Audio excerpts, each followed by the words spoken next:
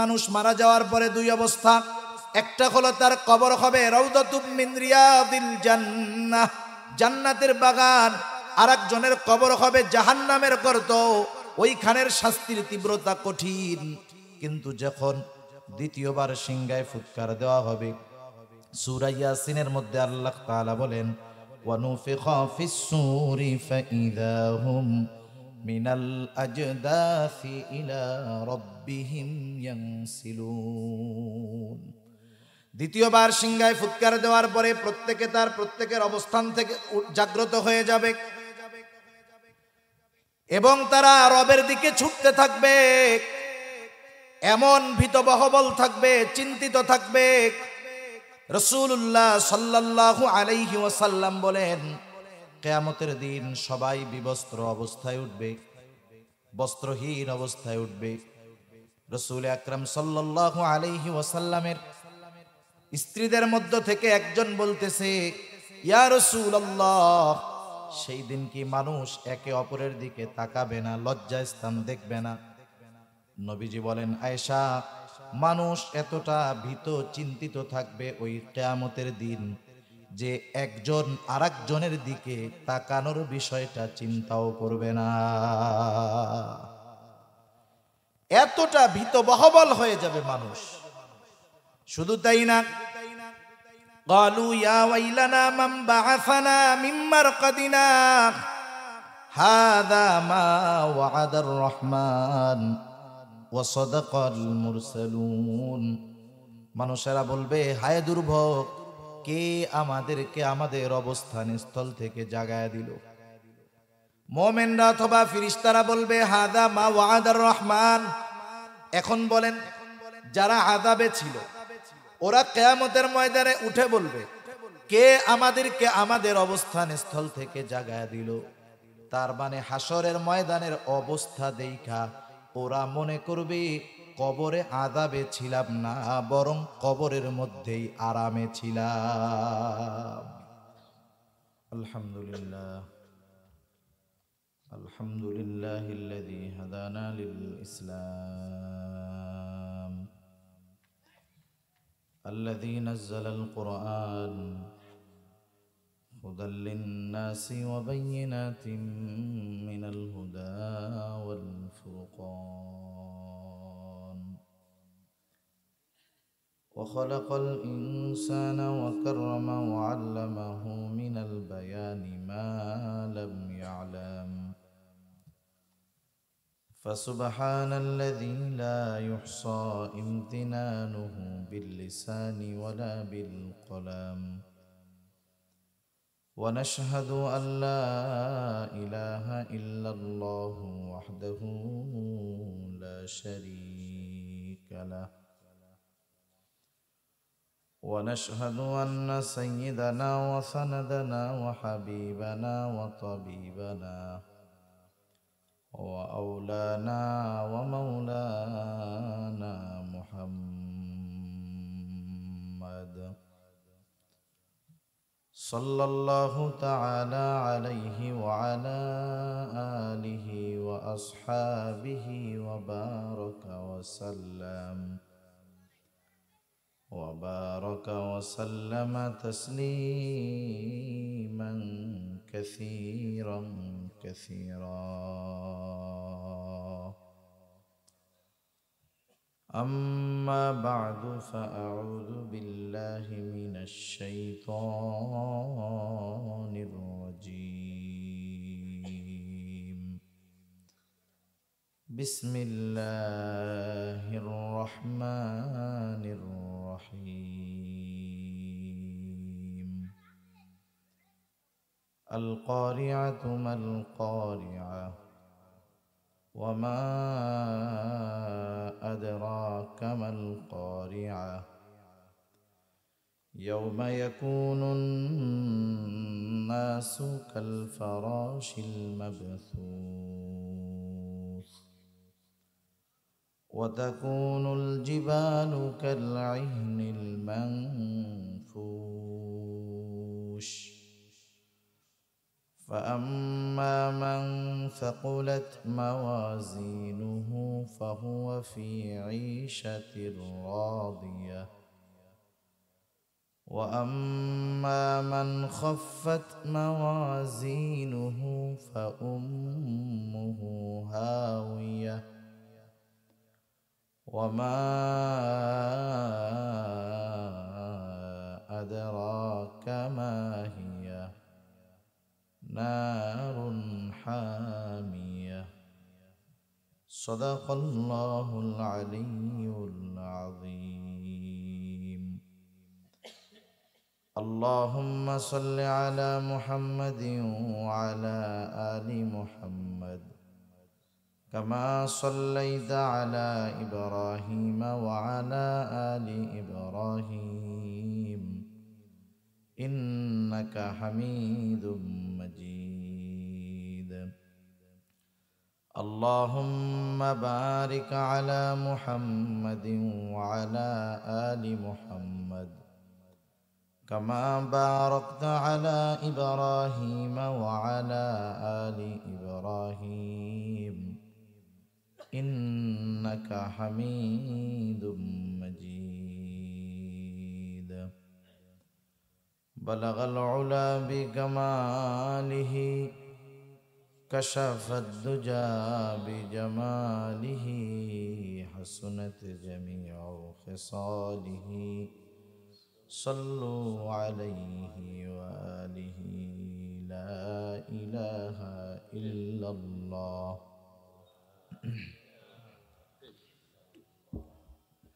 এটার ভোকাল কমায় দেন, আওয়াজটা মাইকের মতো শক্ত করে দেন।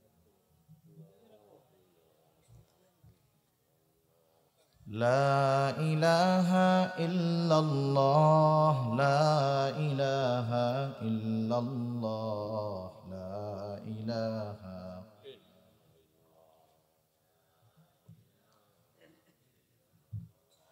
لا إله إلا الله محمد رسول الله صلى الله عليه وسلم.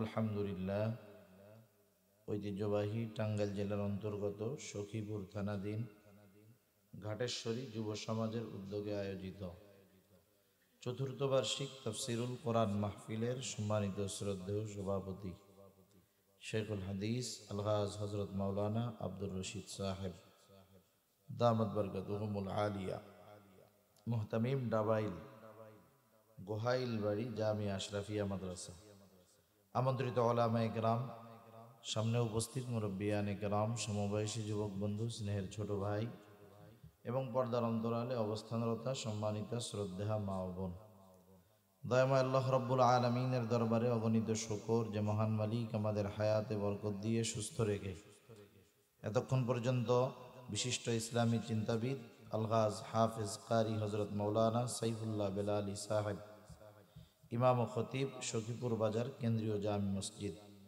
হজরতের জবান থেকে খুবই গুরুত্বপূর্ণ কথা আপনারা শ্রবণ করতেছিলেন। আমিও সেই ধারাবাহিকতায় কিছু কথা আপনাদের খেদমতে পেশ করবার নিয়তে পবিত্র কোরআনুল কারীমের অন্যতম এক প্রসিদ্ধ সূরা সূরা আল কারিয়া তিলাওয়াত করেছি। আল্লাহ তাআলার কাছে তৌফিক চাই এই সূরাকে সামনে রেখে আল্লাহ তাআলা কিছু কথা বলার সুযোগ আমাকে দান করেন, যে কথাগুলো আমাদের সবার দুনিয়া এবং আখেরাতের জন্য কল্যাণকর হয়। সকলে বলি আমিন। শুরুতে একটা কথা বলার দরকার। প্রজেক্টর চলতেছে, শুনলাম তো আমার আগে আপনাদের এলাকার কৃতি সন্তানদের মুখে। আসলে বিষয় হলো, প্রজেক্টরের মাসালা বলতে গেলে তখন অনেকে ইউটিউবের মাসালা সামনে নিয়ে আসে। প্রজেক্টর এটা নির্দিষ্ট কিছু ব্যক্তির জন্যই দেওয়া হয়েছে।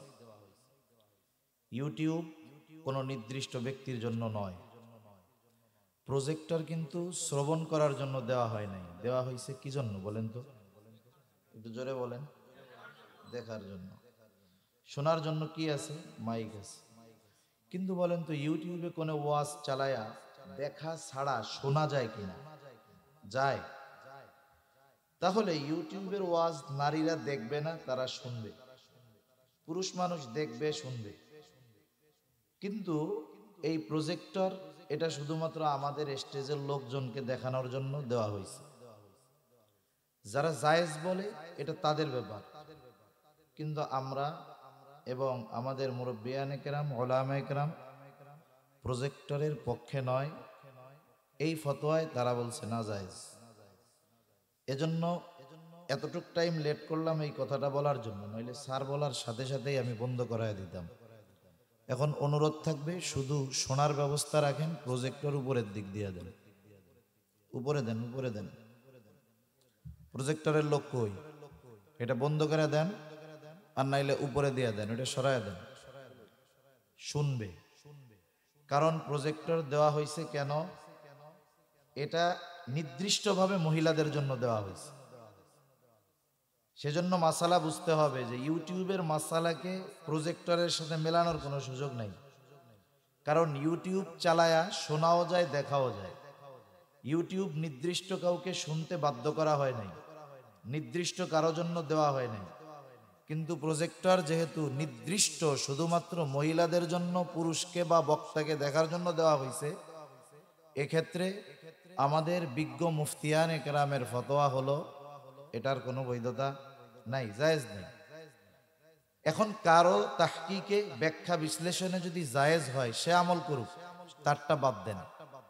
কিন্তু যার গবেষণায় নাজায়েজ, কেউ যদি আমল করতে চায় সেটার উপরে অবশ্যই সে তাকওয়ার উপরে আমল করতেছে। কথা বুঝতে পারছেন? এজন্য আমি শুরুতে সরাসরি মানা করলে হয়তো ফিতনা হইতে পারে, চিন্তা করতে পারে এত টাকা না দিছি, অসুবিধা কি? হুজুররা ইউটিউবে ওয়াজ দেখা যায়, তাই এটা দিয়ে দেখতে সমস্যা কি? সমস্যাটা কি আপনারা বুঝতে পারছেন? তো আপনি যখন ইউটিউব চালান, আমি আবারও বলতেছি, আপনি চাইলে ওইটা না দেখা শুনতে পারবেন, কিন্তু প্রজেক্টর দিছেন শুধুমাত্র কেবলমাত্র হুজুরকে তারা দেখবে, এই জন্য, শোনার জন্য না। এজন্য এই বিষয়গুলোর ব্যাপারে একটু সতর্ক হওয়ার দরকার। বহুত ফিতনা এই ইউটিউবের কারণেও হয়। এরপরেও কিছু ওয়াজ মাহফিল দেওয়ার কারণে কি হয়, অনেক সময় গান বাদ্য এইসব বাজায় বাজায় মানুষ শুনতো, ইউটিউবের কল্যাণে কিছু দিনই কথা মানুষ শুনে, কিছু পরিবর্তন হয়। ফিতনার আশঙ্কা তারপরেও থেকেই যায়, দেখার পরে একটা আগ্রহ পয়দা হয়। আমি আমার জীবনের ঘটনা শোনাই আপনাদের। অনেক আগে নাটোরে গেছি মাহফিলে, আমি তো কালাকুলা মানুষ, সমস্যা নেই, সমস্যা নাই। এখন ঘটনা ইউটিউব ওই কি জানি বলে প্রজেক্টর তখন প্রথম প্রথম চলতেছে। তা প্রজেক্টরের কথা আসতেই একজন বলতেছে, হুজুর ঘটনা হলো এরকম। কি কয়? ওয়াজ করতে আসছে হুজুর, যখন শুনছে প্রজেক্টর আছে, সুন্দর মতো ফিটিং ফাটিং হইয়া, ক্রিম ট্রিম লাগাইয়া, ভালো টুপি জামা কোট, রঙিন কোট গায়ে দিয়া গেছে। কারণ এখন তো শুধু বেটা মানুষে দেখবে না, কারা দেখবে? বেডিরাও দেখবে। হায় হায়, ওয়াজ মাহফিলের শেষে নারীরা হেঁটে যাচ্ছে, বলতেছে হুজুর কিন্তু খুব সুন্দর, হুজুরের কণ্ঠটাও যেমন, চেহারাটাও এরকম। এখন বলেন তো, সারা ওয়াজের এক কথা তো ওই জায়গায় শেষ। তার মানে ওয়াজ শুনে নাই, হুজুরে দেখছে, দেখেই ফেদা হয়ে গেছে। সেজন্য ভাই কিছু বিষয় আছে, যতটুক থেকে বাঁচা যায় বাঁচার চেষ্টা করা দরকার, যেটা আমাদের আয়ত্তের মধ্যে আছে। এজন্য যুবক ভাইরা আয়োজন করেছেন, রাগ হয়েন না। এই মাহফিলটা তো মানুষের হেদায়েতের জন্য, ঠিক কিনা বলেন? গুনার থেকে বাঁচার জন্য, যে দিনের পথে নাই তাকে দিনের পথে আনার জন্য। ছোট ছোট মাসালা ফতোয়ার কারণে কত বড় ভুল হয় দেখেন। একদিন একজন আমার একটা জিনিস দেখাইতেছে, এক লোক তার বাচ্চাকে নিয়ে বড় চাইনিজ হোটেলে শামুক খাওয়াইতেছে। শামুক চিনেন তো? আপনাদের এলাকায় শামুক কি কারে খাওয়ায়? হাঁসেরে খাওয়ায়। আপনারা যদি টাকা পয়সা দেই খাবেন? চাইনিজ হোটেলগুলোর মধ্যে শামুক সিদ্ধ করে খাওয়ায়, অনেক দাম। উনি ওনার ছেলেরে খাওয়াইতেছে, আর এ সময় কি কথাগুলো বলতেছে? বলতেছে আসলে আমাদের দেশে ওই রকম মানের ইসলামী স্কলার নাই, আমাদের দেশে ওই রকম স্কলার নাই, মানে আলেম নাই। আমরা অনেক কিছুই তাদের কারণে জায়েজ জিনিস খেতাম না। এই যে দেখেন, এটা শামুক, এটা খাওয়া জায়েজ, এটা সামুদ্রিক শামুক। এক হুজুর ফতোয়া দিয়ে দিছে, সমুদ্রের প্রাণী যা আছে সব খাওয়া জায়েজ আছে, হাঙ্গর টাঙ্গর যা পায় সব খাবি, কোনো অসুবিধা নেই। তাহলে সমুদ্রের সাপ গুলা পাইলে তাও খাবি, কোনো অসুবিধা নেই। এখন উনি কি করছে? ওইটা খাওয়াইতেছে, আর আমাদের বিজ্ঞ উলামা ইকরামকে বকা দিচ্ছে, তাদের ভাষায়, ভদ্র ভাষায় বকা দিচ্ছে। আমাদের দেশে ওইরকম ইসলাম বোঝার মতো স্কলার নাই, তারা বুঝে না। আমাদের বড় বড় ডিগ্রিধারী অমুক অমুক হুজুর বলছে এগুলো খাওয়া যায়।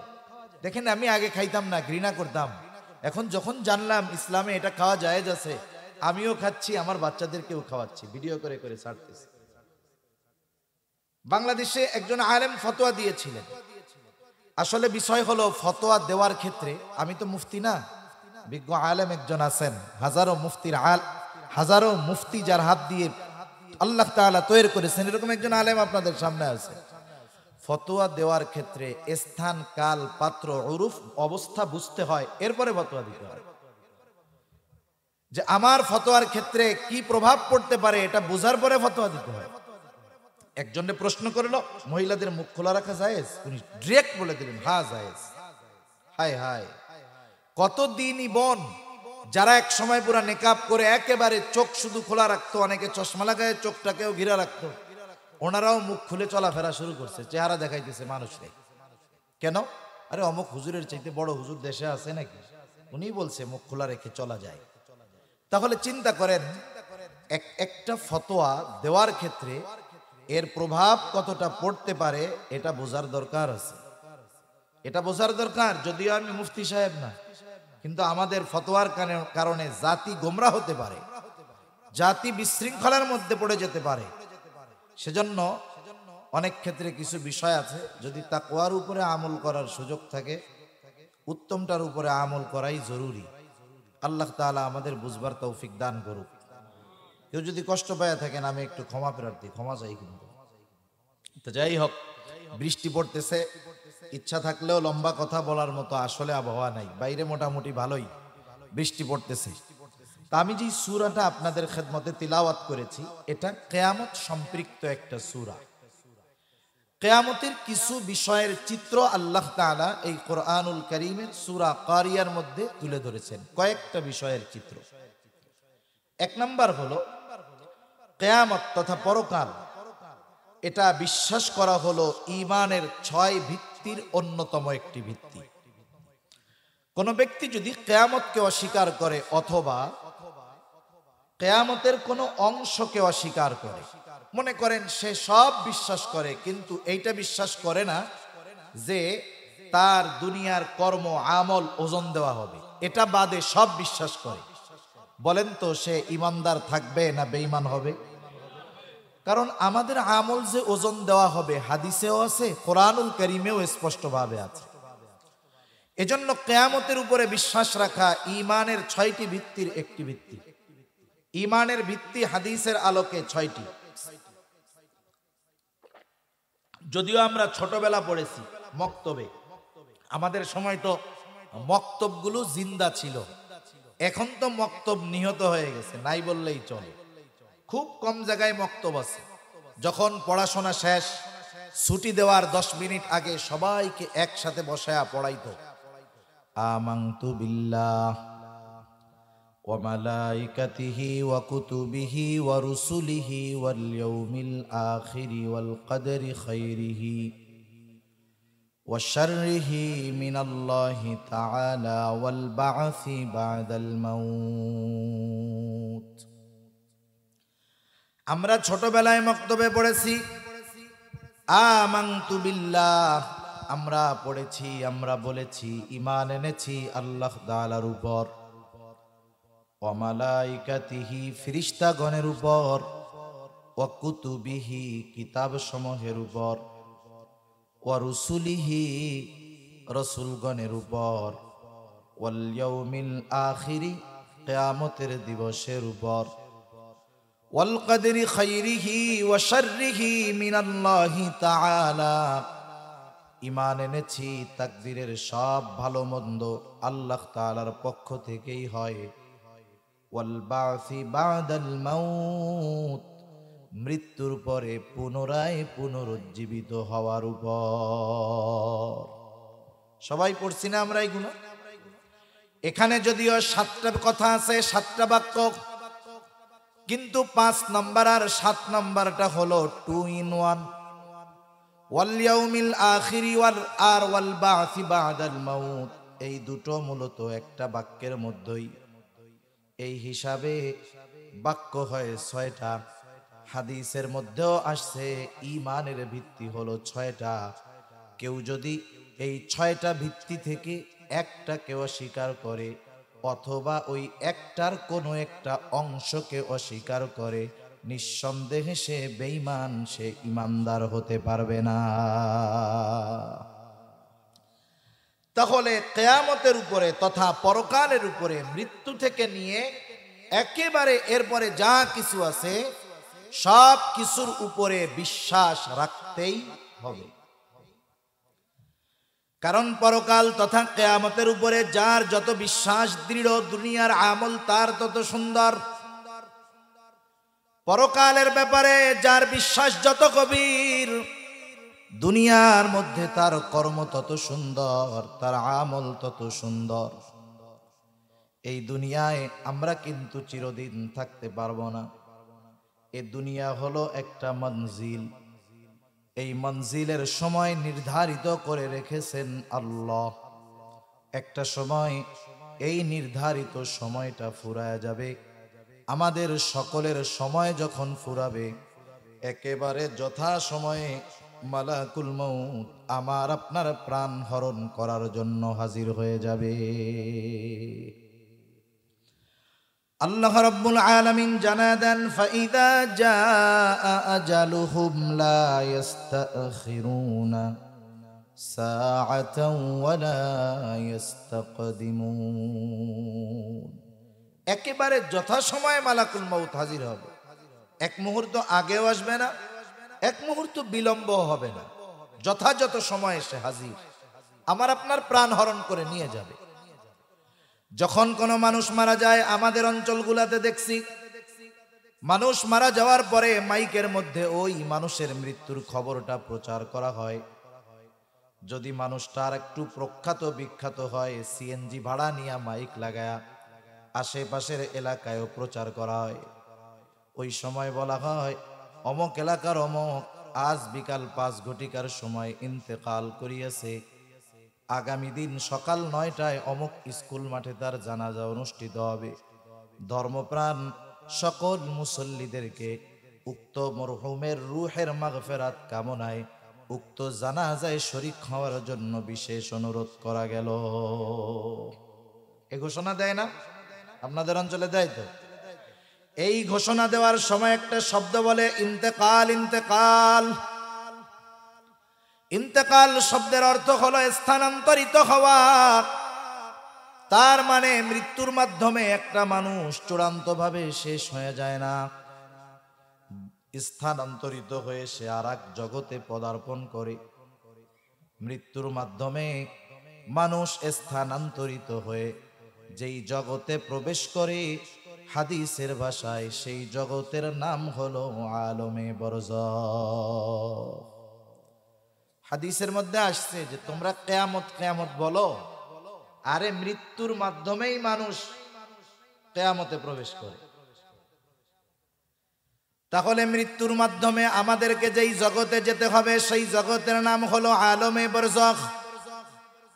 দুনিয়ায় যদি নেককার হয়, ভালো সৎ কর্মশীল হয়, আখিরাতের বড় জান্নাতে যাওয়ার আগে আলমে বরজখে ছোট জান্নাতের দর্শন সে লাভ করে। আবার দুনিয়ায় যে পাপ কাজে লিপ্ত বেঈমান, তাকে আসল জাহান্নামে দেওয়ার আগে আলমে বরজখে সে মিনি জাহান্নামের শাস্তি আগে ভোগ করে নেয়। সেই জন্য অনেক মুফাসসিরিনে কেরাম বলেন, মৃত্যু থেকে নিয়ে ওই আসল কিয়ামত পর্যন্ত এই সময়টাকে বলা হয় ছোট আখিরাত। ছোট কিয়ামত এই সময় সংগঠিত হয়ে যায় মৃত্যুর মাধ্যমে। কারণ কোন নেককার যখন মারা যায়, হাদিসের মধ্যে আসছে, যখন তাকে 3 প্রশ্ন করা হয়, এই 3 প্রশ্নের জবাব যখন সে যথাযথভাবে দিয়ে দেয়, আল্লাহ তাআলার পক্ষ থেকে ঘোষণা আসে, সাদাকা আবদি সাদাকা আবদি ফাফরিশুহু মিনাল জান্নাহ ওয়ালবিসুহু মিনাল জান্নাহ ওয়াফতাহু লাহু বাবান ইলাল জান্নাহ।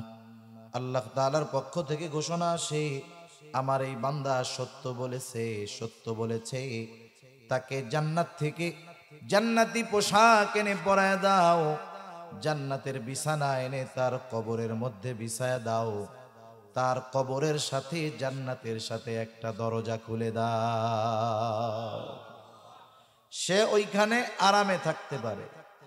তাকে বলা হয় তুমি ঘুমাও নতুন দুলা যেমন করে ঘুমায়। সুবহানাল্লাহ। এখন দেখেন, ও মনে করে এটা মনে হয় জান্নাত, কারণ এর চাইতে শান্তির তো আর কিছু হইতে পারে না।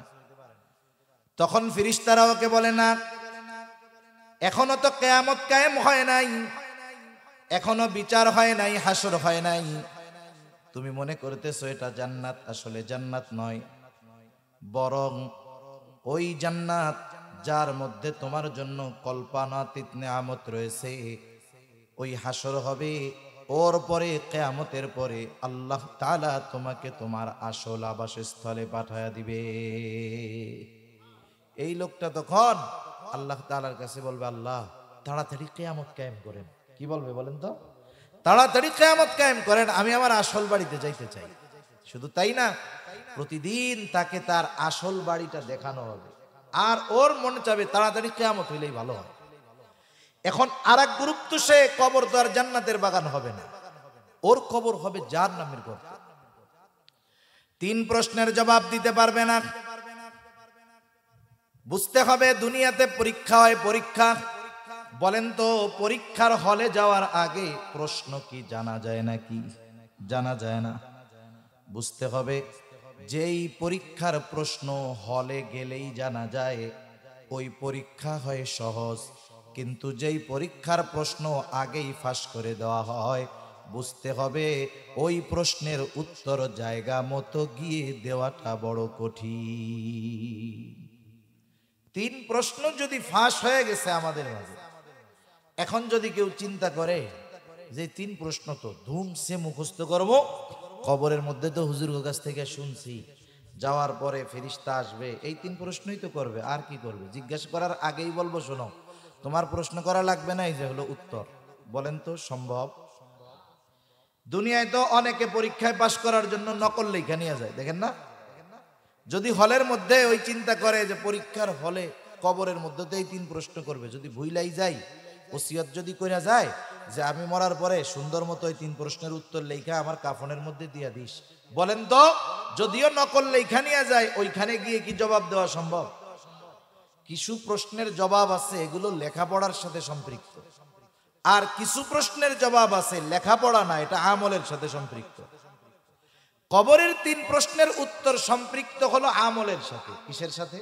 আমলের সাথে। ওই 3 প্রশ্নের আলোকে দুনিয়ায় যারা আমল করবে, তারা পড়া লাগবে না, জানা লাগবে না, ওইখানে গিয়ে প্রশ্ন করলেই জবাব দিতে পারবে। সুবহানাল্লাহ।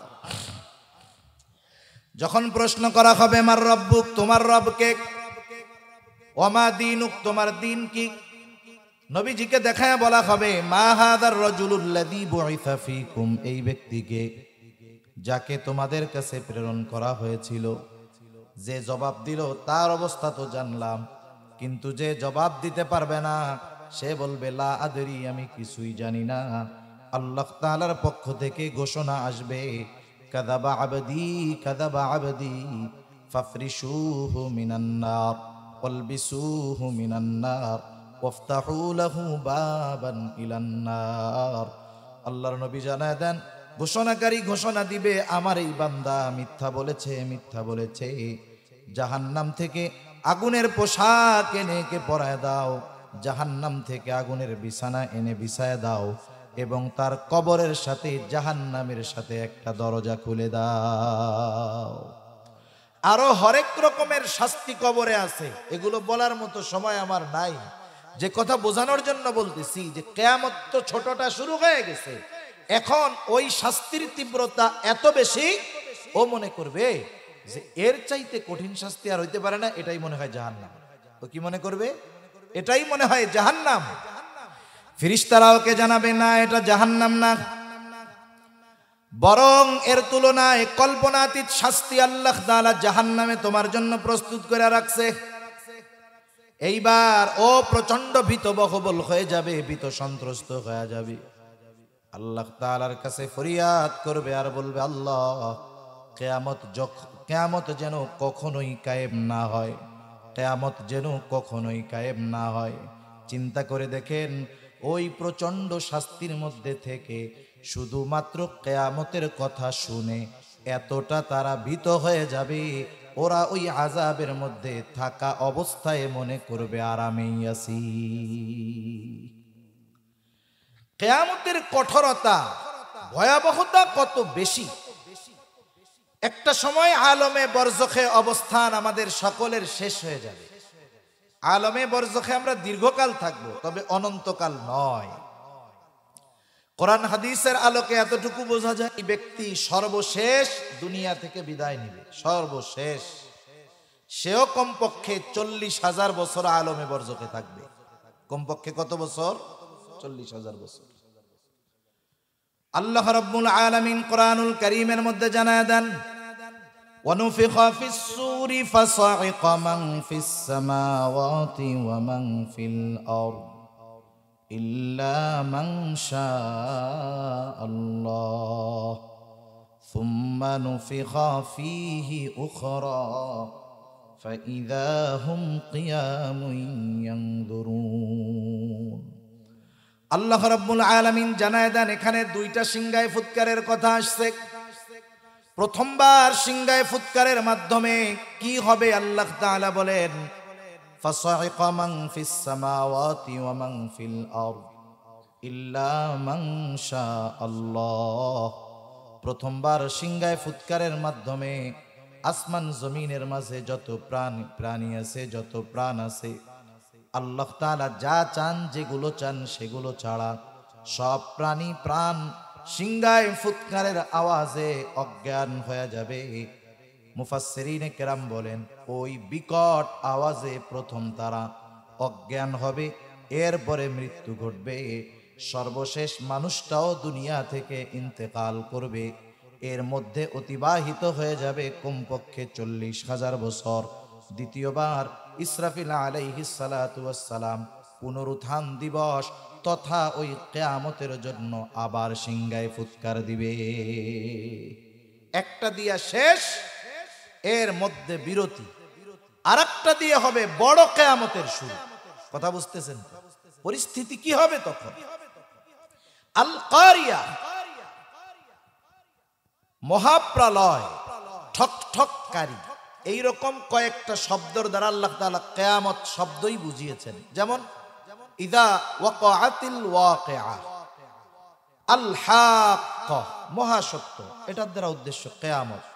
সাখা, ফাইদা জাআতিস সাখা, এই যে কর্ণ বিদারণকারী আওয়াজ, এগুলোর দ্বারা উদ্দেশ্য কিয়ামত। আল্লাহ সুবহানাহু ওয়া তাআলা বুঝাচ্ছেন যে কিয়ামতের আগে ভীত বহবল হবে মানুষ, বিকট আওয়াজ হবে, প্রচন্ড ঠক ঠক করা আওয়াজ হবে। এর মূল অর্থ হলো ঠকঠককারী, দরজায় খুব জোরে কষাঘাতকারী এমন আওয়াজ। অনেক সময় দেখেন না, যখন আমরা আকাশে মেঘের আওয়াজ হয়, এত জোরে আওয়াজ হয় যে একজন সাধারণ মানুষও ওই আওয়াজের পরে পরাণ ভয়ে কাঁপতে থাকে। হয় কি হয় না? কিয়ামতের আগে সিংহায় ফুৎকারের মাধ্যমে, এই বিকট আওয়াজের মাধ্যমে আমাদেরকে কিয়ামতের জন্য প্রস্তুত করা হবে। সিংহায় ফুৎকার প্রথমটা হোক আর দ্বিতীয়টা হোক। দ্বিতীয়বার সিংহায় ফুৎকার দিবে ইসরাফিল আলাইহিস সালাম। তখনের অবস্থা কি? আল্লাহ তাআলা বলেন, সুম্মা নুফিখা ফীহি উখরা ফাইদা হুম কিয়ামুন ইয়ানদুরুন। অতঃপর পুনরায় যখন আবার সিংহায় ফুৎকার দেওয়া হবে, প্রত্যেকের অবস্থান স্থল থেকে উঠে দাঁড়ায়া যাবে। মানুষের অবস্থা কি? ওই আওয়াজটা এত বিকট হবে, মানুষেরা ভীত সন্ত্রস্ত হয়ে যাবে। আল্লাহ তাআলা এই কথাগুলোর দ্বারা বারবার আমাদেরকে কিয়ামতের ভয়াবহতার কথা স্মরণ করায় দেন। আল্লাহ তাআলা বলেন, আল কারিয়া মাল কারিয়া ওয়া মা আদরাকা মাল কারিয়া। পরপর 3 আয়াতেই আল্লাহ তাআলা কারিয়া শব্দটাকে এনেছেন। কারণ কি?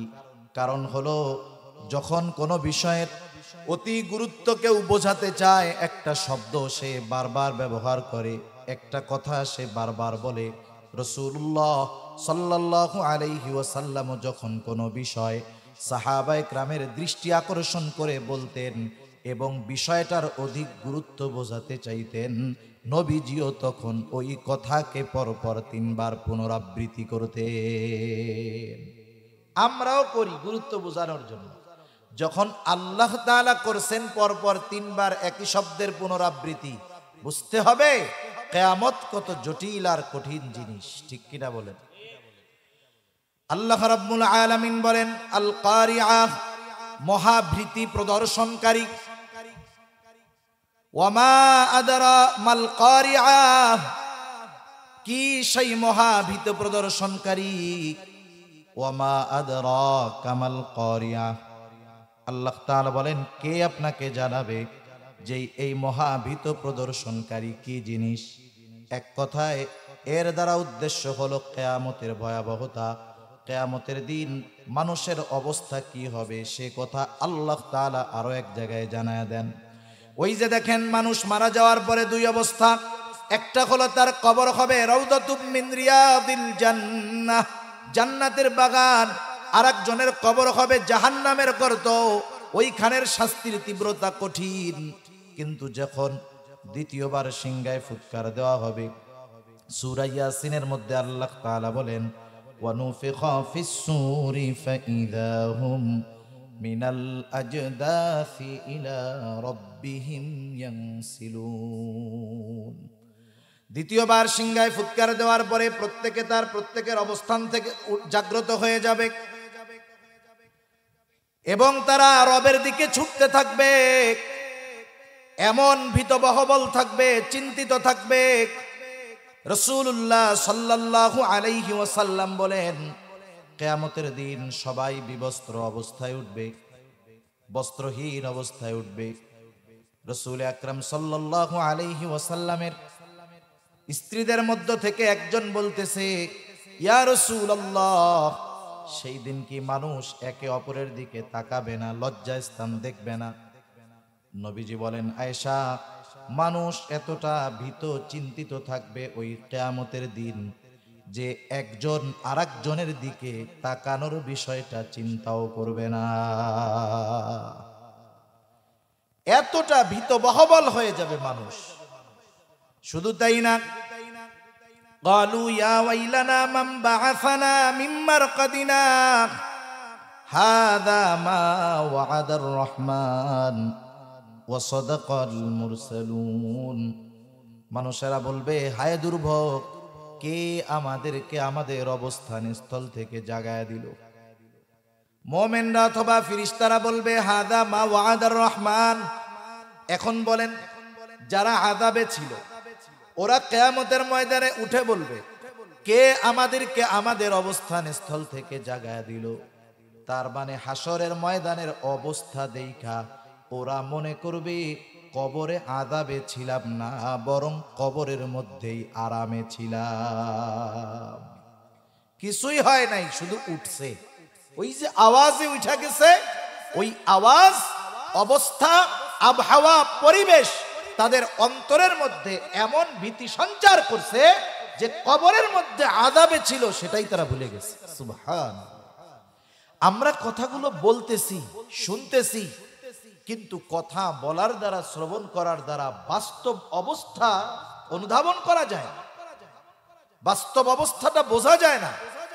এটা তো আমরা বলতেছি, কিন্তু বাস্তবতা উপলব্ধি হবে ওই সময়। আপেল সামনে নিয়ে যতই ওয়াজ করা হোক, যত ভালো ওয়াজ করুক, বলেন তো আপেলের স্বাদ কি বোঝানো যাবে নাকি? এটা তো খাইলেই বোঝা যায়।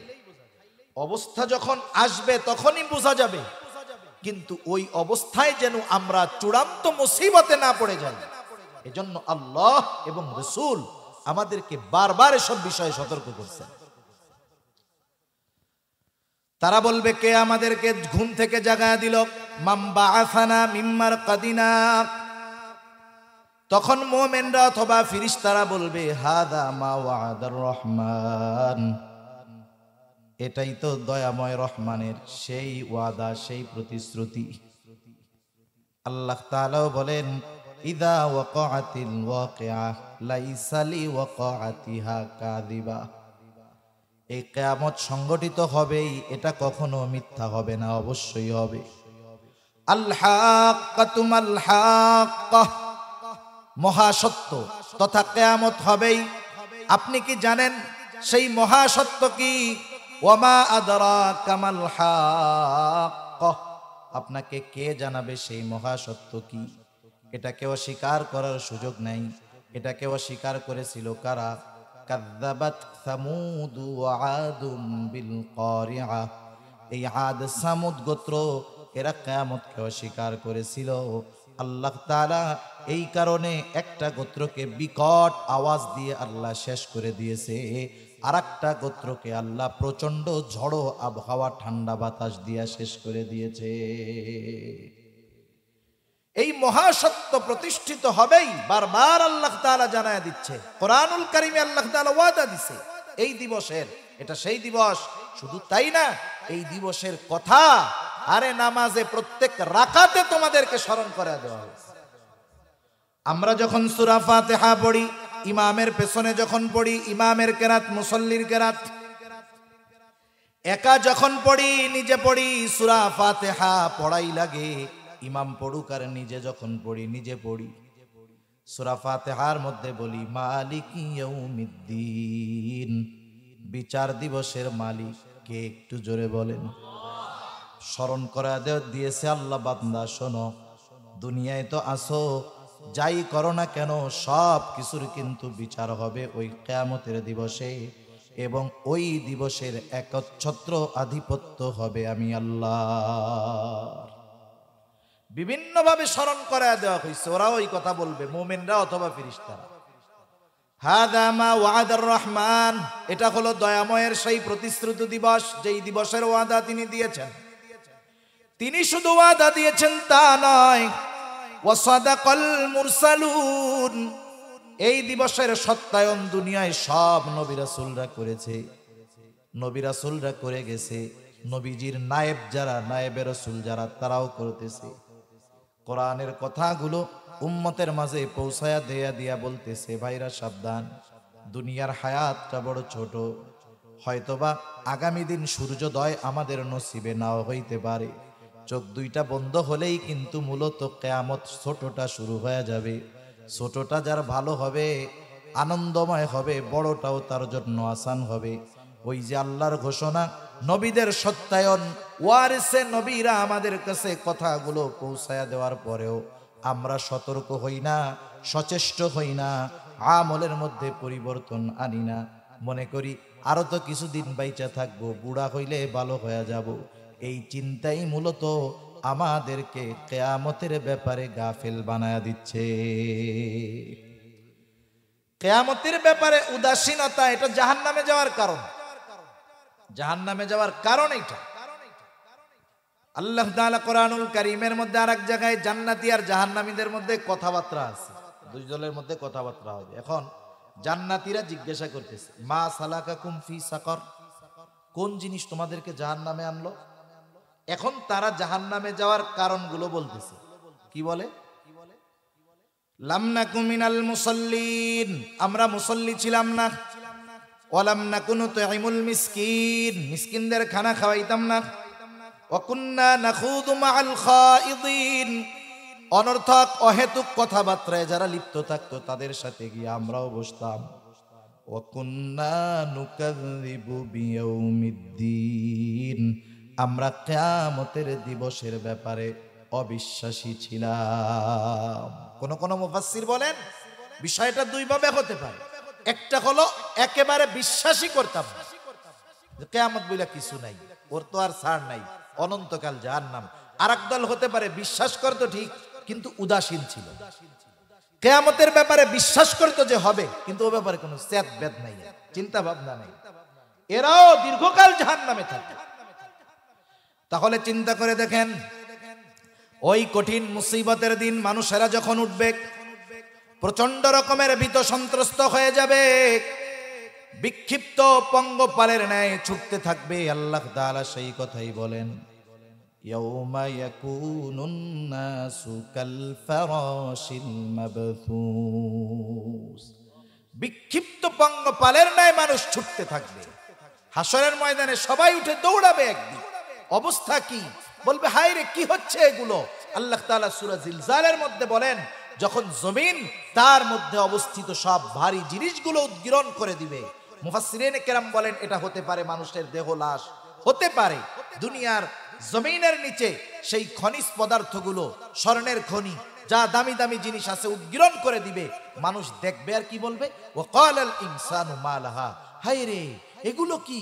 এগুলোর জন্যই তো দুনিয়া শেষ করলাম, এগুলোর জন্যই তো আমরা দুনিয়ায় মারামারি হানাহানি করলাম, আর আখিরাতের জন্য কিছুই সঞ্চয় করার সুযোগ পাইলাম না। মানুষেরা বিক্ষিপ্ত পঙ্গপালের ন্যায় ছুটতে থাকবে। ওই দিবসের আর এক নাম হলো ইয়াউমুল হাসর, একত্রিতকরণ দিবস। ওই দিবসের এক নাম হলো ইয়াউমুল জাযা, প্রতিদান দিবস। এগুলো সব কিয়ামতের দিবসের নাম। প্রতিদান দিবস কেন? আল্লাহ তাআলা কোরআনুল কারীমের মধ্যে বলেন, ওয়া ইন্নামা তুওয়াফাউনা উজুরাকুম ইয়াউমাল কিয়ামাহ ফামান যুহজিহা আনিন নারি ওয়া উদখিলাল জান্নাতা ফাকাদ ফাজ। আল্লাহ তাআলা বলেন, কিয়ামতের দিন মানুষকে তার কর্মের পূর্ণ প্রতিদান দেওয়া হবে।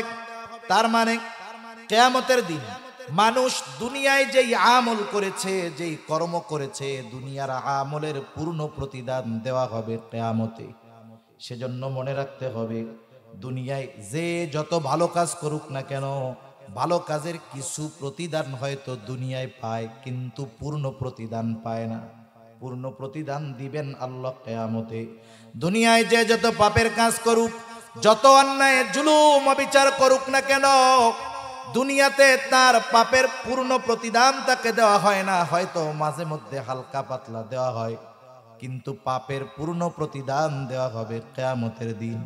আল্লাহ তাআলা বলেন, সেই দিন যাকে আগুন থেকে বাঁচানো হবে তথা জাহান্নাম থেকে বাঁচায়া জান্নাতে প্রবেশ করানো হবে, আল্লাহ তাআলা বলেন ফাকাদ ফাজ, সেই হয়ে যাবে সফলকাম।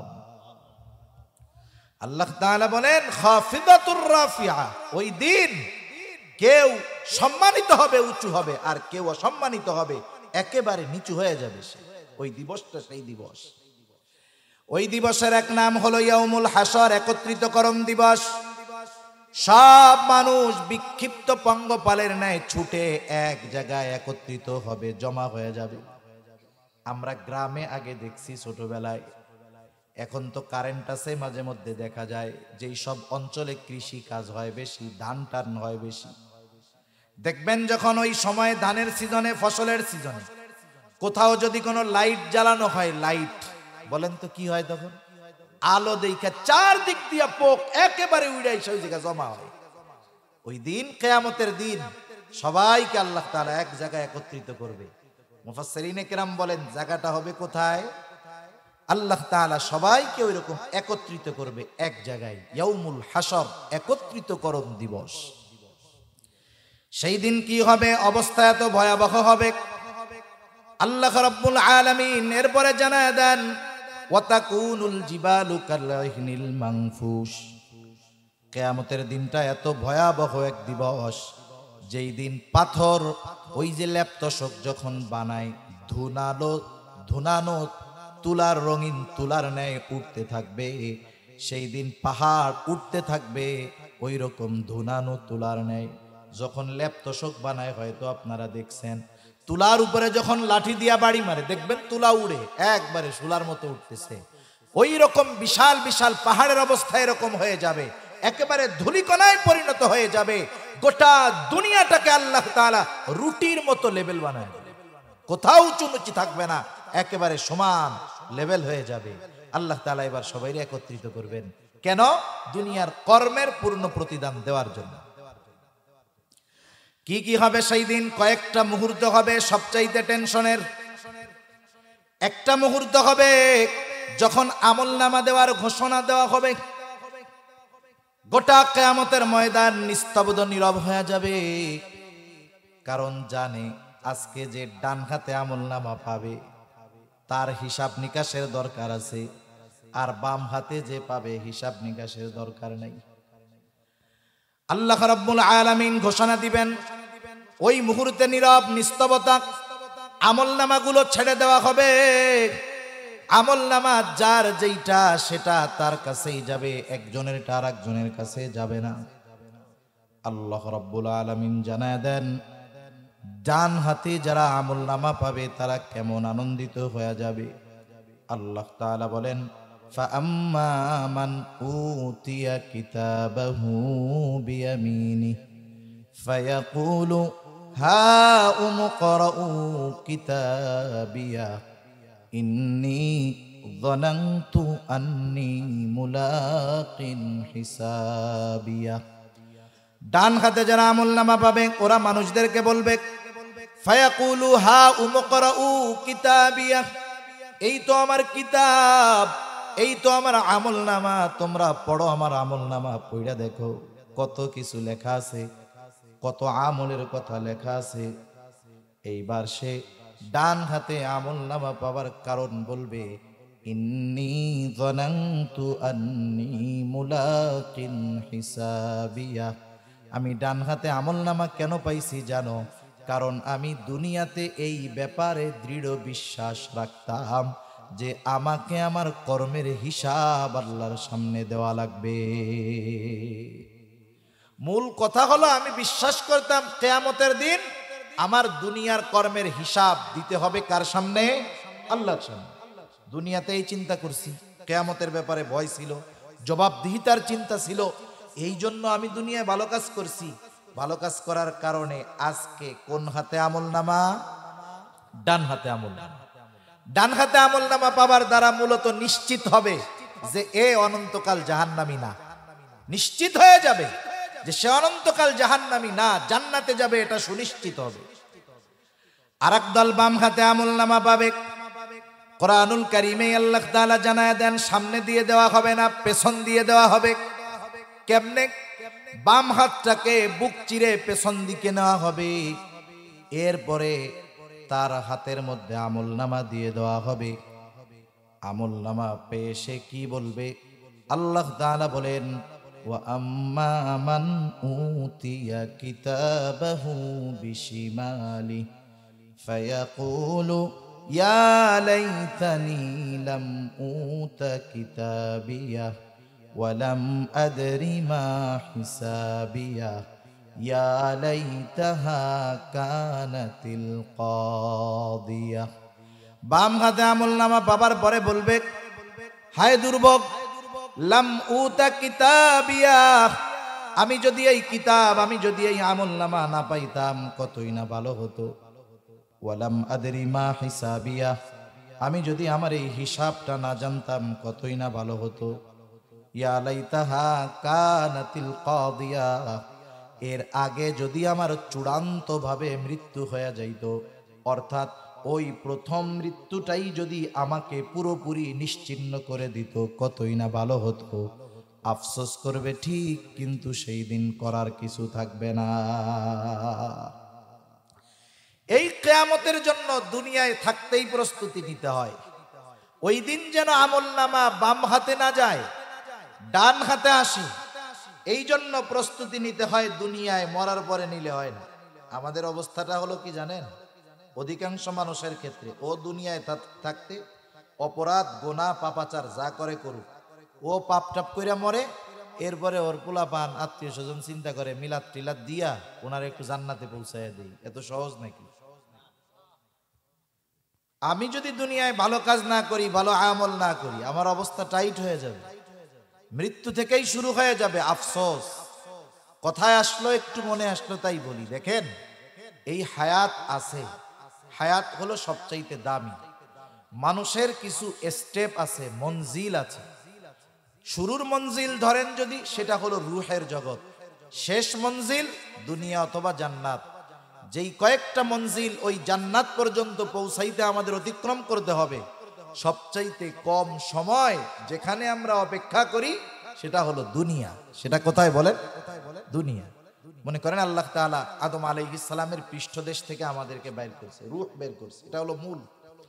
কারণ মানুষ যখন মারা যায়, মারা যাওয়ার পরেই তার নামের সাথে আমরা একটা শব্দ জুড়া দিই, নামটা অনেক সময় বাদও দিয়া দেই।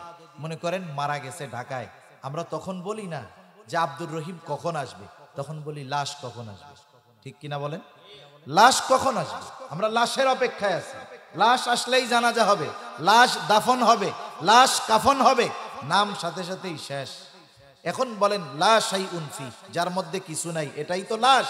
কিন্তু চোখ আছে, হাত আছে, কান আছে, সব আছে, এরপরেও কয় কেন যে কিছুই নাই? যেটা আসল সেটা নাই। ঠিক কিনা বলেন? অথচ এই আসলটাই দেখা যায় না। ওই রুহের জগতে আমরা ছিলাম কত বছর, এর মূল হিসাব আল্লাহ তাআলা ভালো জানেন। লক্ষ লক্ষ বছর পার হয়ে গেছে হয়তো ওখানে। রুহের জগৎ থেকে আল্লাহ আমাদের পাঠাইছেন দুনিয়ার জগতে। রুহের জগতে ধরেন লক্ষ বছর, দুনিয়ার জগতে কয় বছর? বড় জোর 100 পাওয়া মানুষ এই সময় তো কম। বাংলাদেশের এভারেজ ধরেন 70-75 ধরেন। এরপরে আর এক জগতে যাব, আলমে বরজখ। ওইখানে সবচাইতে কম যে থাকবে, সেও থাকবে কমপক্ষে 40,000 বছর। সুবহানাল্লাহ বলেন। এরপরে কিয়ামতের ময়দান যদি আর একটা মঞ্জিল ধরেন, মেয়াদ কতদিন? ইয়াউমান কানা মিকদারুহু 50,000 সানাহ। কিয়ামতের এক একটা দিনের মেয়াদ হবে দুনিয়ার 50,000 বছরের সমান। এরপরে হিসাব নিকাশ শেষ, জান্নাত অথবা জাহান্নাম। যে ইমানদার জান্নাতি, বেঈমান জাহান্নামী। সর্বশেষ মঞ্জিলের শুরু আছে তো কোনো শেষ নাই। যার শান্তি শুরু তো শান্তি, যার কষ্ট শুরু তো কষ্ট। এখন বলেন শেষ মঞ্জিল কার কেমন হবে, এটা নির্ভর করে দুনিয়ার এই মাত্র 70 বছরের হায়াতের উপর। সুবহানাল্লাহ। সেজন্য এই মঞ্জিলের সময়টা কম কিন্তু দামটা বেশি। আসলে চোখ খোলা থাকলে এই জিনিসের দাম বোঝা যায় না। চোখ যখন বন্ধ হবে তখন দাম বোঝা যাবে, কিন্তু করার কিছু থাকবে না। সেই জন্য ওই রকম আফসোস যেন আমাদের না করতে হয়। দুনিয়ায় থাকতেই আখিরাতের প্রস্তুতি নেওয়ার দরকার আছে না নাই? দেখেন মানুষ যখন মারা যায়, যারা সময়কে কাজে লাগাইছে এরা তো ভালো। এই আওয়াজটা একটু ছাড়েন, আমার কথা একটু আওয়াজটা টনটন করে ছাড়েন, বেস কমাই দিয়া। এমনি সুন্দর হইতেছে মাশাআল্লাহ, একটু ভলিউম বাড়াইলে ভালো হবে, কষ্ট কম হবে আর কি। আমার এনাদের তো সাউন্ড সিস্টেমও ভালো, টাঙ্গাইলের সবচেয়ে বড় ভালো মাইক মনে হয়, আওয়াজ অনেক ভালো হইতেছে, একটু ভলিউম বাড়াইলেই হবে। দেখেন মানুষ যখন মারা যায়, যারা ভালো কাজ করে না এরা মরার পর আফসোস করে। ওরা আফসোস করে কিছু কথা বলে, কিন্তু সে কথা যে গোসল করায় সেও শোনে না, যে জানাজা করায় সেও শোনে না, কিন্তু ও বলে। কি বলে? আল্লাহ রাব্বুল আলামিন জানায় দেন কি বলে? যে দুনিয়ার হায়াতটাকে কাজে লাগাইলো না, সে তখন বলে ফায়াকুল রব্বি লাউলা আখরতানি ইলা আজালিন করিব। আফসোস করে বলে, আরে যদি আমাদেরকে একটু সময় সুযোগ দেওয়া হইতো, আবার একটু যদি হায়াত দেওয়া হইতো, আল্লাহ আবার যদি আর একটু দুনিয়ায় যাওয়ার সুযোগ দেওয়া হইতো, কি করতো? ওরাই বলবে ফাআসসাদদাকা ওয়া আকুম মিনাস সালিহিন। আমরা সম্পদ শেখ থেকে দান সাদকা করতাম, নেক কাজ কইরা সৎ কর্মশীলদের অন্তর্ভুক্ত হয়ে যাইতাম। যদি একটু সুযোগ আবার দুনিয়ায় যাওয়ার দেওয়া হইতো, ওই মানুষটা ওই সময় দুনিয়ার এই হায়াতের মূল্য বুঝবে, কিন্তু তার করার কিছু থাকবে না। সেজন্য ওই জিনিস যার জন্য মানুষ মরার পরে আফসোস করে, সেটা তো আলহামদুলিল্লাহ আমাদের কাছে এখন আছে, হায়াতটা আছে না। এখন যদি কাজে না লাগাই, আখেরাতের পাথেও যদি সংগ্রহ না করি, এটা বোকা। নবীজি বলেন তোমরা তো ভাবো চালাক, যে অল্প দিনে টাকা পয়সা ধন দৌলত উপার্জন করছে, এটা তোমরা ভাবো মনে হয় খুব চালাক। আসলে ও চালাক না। চালাক হলো কে? চালাক হলো সে যে অল্প দিনের দুনিয়ারে কাজে লাগাইয়া অনন্তকালের জান্নাতের মালিক হয়ে যায়। সুবহানাল্লাহ। ওই দিন আমাদের আমলনামা আমাদের কাছে পৌঁছায়া দিবেন আল্লাহ। ডান হাতে আমলনামা পাইলে সফল, বাম হাতে আমলনামা পাইলে সে চূড়ান্ত পর্যায়ের ব্যর্থ। যেই সময়গুলোতে হাসরের ময়দানে মানুষেরা সবচাইতে চিন্তিত থাকবে, এর একটা সময় হলো এটা। এরপরে আল্লাহ নীল মানফুস ফাআম্মা মান ফাকুলাত মাওয়াজিনু ফাহুয়া ফি ঈশাতিন রাদিয়া। আরেকটা সময় মানুষ সবচাইতে চিন্তিত থাকবে, ভীত থাকবে। কোন সময়? যখন তার আমলকে ওজন দেওয়া হবে। আমার আপনার আমল ওজন দেওয়া হবে, গণনা করা হবে না, কত বড় তাও দেখা হবে না, ওজন দেওয়া হবে। আল্লাহ তাআলা ওজনের জন্য পরিমাপক দাড়িপাল্লার ব্যবস্থা করবেন। আল্লাহ সুবহানাহু ওয়া তাআলাও জানায় দেন, ওয়া নাযাউল মাওয়াজিনাল কিসত লিয়াউমিল কিয়ামাতি ফালা তুযলামু নাফসুন শাইআ ওয়া ইন কানা মিসকালা হাববাতিন মিন খারদালিন আতাইনা বিহা ওয়া কাফা বিনা হাসিবিন। আল্লাহ তাআলা বলেন, আমি কিয়ামতের দিন ন্যায় বিচারের পরিমাপক প্রতিষ্ঠা করব। কিয়ামতের দিন ন্যায় বিচারের আদালত প্রতিষ্ঠা করব, এমন বিচারালয়, এমন পরিমাপক। ফালা তুযলামু নাফসুন শাইআ, ওই দিন কারো প্রতি ন্যূনতম কোনো জুলুম করা হবে না, অবিচার করা হবে না। বরং দুনিয়াতে কেউ যদি সরিষা দানা পরিমাণ কোনো আমল করে থাকে, আল্লাহ তাআলা বলেন ওই আমলটাকেও আমি আল্লাহ হাজির করব। হাজির করা হবে, আল্লাহ হিসাব নিবেন, ওজন করবেন। আল্লাহ তাআলা কেমন সূক্ষ্মদর্শী। হযরত লোকমান, নাম শুনছেন না হযরত লোকমানের? হযরত লোকমান, কেউ কেউ বলেন উনি নবী ছিলেন, কেউ বলেন নবী না, কিন্তু অধিকাংশ মুফাসসিরিন ইকরামের মত উনি নবী ছিলেন না, তবে একজন প্রজ্ঞাবান ব্যক্তি ছিলেন। তা যাই হোক, ওই আল্লাহর বান্দা হযরত লোকমান আলাইহিস সালাম, উনি ওনার সন্তানদের কিছু উপদেশ দিয়েছেন, খুব গুরুত্বপূর্ণ উপদেশ, যেগুলো আল্লাহ তাআলা তার কাছে এত পছন্দনীয় হয়েছে। হযরত লোকমানের নামে একটা সূরা নাজিল করে হযরত লোকমান তার সন্তানদের যেই উপদেশগুলো দিছে, ওই উপদেশগুলো আল্লাহ তাআলা ওই জায়গায় আমাদের জন্য নাজিল করেছেন। সুবহানাল্লাহ। হযরত লোকমান তার সন্তানদের ওয়াজ করার সময় একটা ওয়াজ করছে, হলো এইটা, ইয়া বুনাইয়া ইন্নাহা ইন তাকু মিসকালা হাববাতিন মিন খারদালিন ফাতাকুন ফি সখরা আও ফিস সামাওয়াতি আও ফিল আরদি ইয়াতি বিহাল্লাহ। বলতেছে, হ্যাঁ আমার সন্তান, শোনো, তোমার ওই আমলটা সেটা নেক আমল হোক আর বদ আমল হোক। আমল স্বাভাবিকভাবে ভালো হইতে পারে, মন্দ হইতে পারে। তুমি নেক কাজ করো আর ভালো কাজ করো আর গুনার কাজ, সেটা যা হয় হোক, ওই আমলটা তুমি যদি কোনো পাথরের মধ্যেও করো, ফাতাকুন ফি সখরা, যদি তুমি ওইটা পাথরের মধ্যেও করো, আও ফিস সামাওয়াত, আসমানেও যদি করো, আও ফিল আরদ, জমিনের মধ্যেও যদি করো, ইয়াতি বিহাল্লাহ, তোমার ওই সরিষা দানা পরিমাণ আমলটা যেখানেই তুমি করো না কেন, কিয়ামতের দিন ওই আমল হাজির করবে কে? আল্লাহ। এই আয়াতের তাফসিরে হযরত আনাস রাদিয়াল্লাহু তাআলা আনহু থেকে একটা হাদিস আসছে। নবীজি বলেন, কেউ যদি এমন পাথরের মধ্যে আমল করতে পারে, কেমন পাথর? যেই পাথরের দরজাও নাই, জানালাও নাই, মানে ঢোকারও ব্যবস্থা নাই, বের হওয়ারও ব্যবস্থা নাই। বলেন তো ওই রকম পাথরের মধ্যে যাওয়া কারো দ্বারা সম্ভব?